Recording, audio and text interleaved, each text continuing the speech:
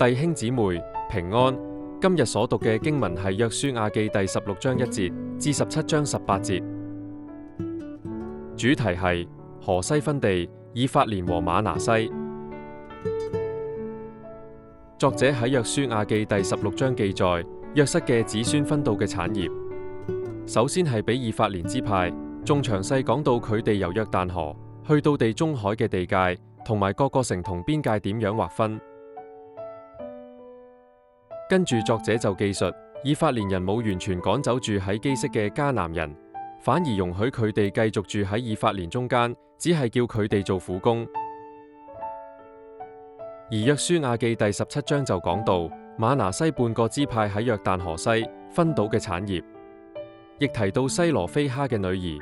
照住上主嘅吩咐攞到佢爸爸嘅產業。最後作者記載約瑟嘅子孫因為人多，覺得分到嘅地唔夠，就走去同約書亞申訴。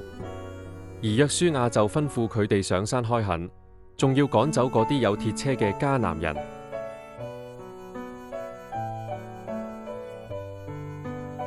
反省問題，作者喺約書亞記第16章記載，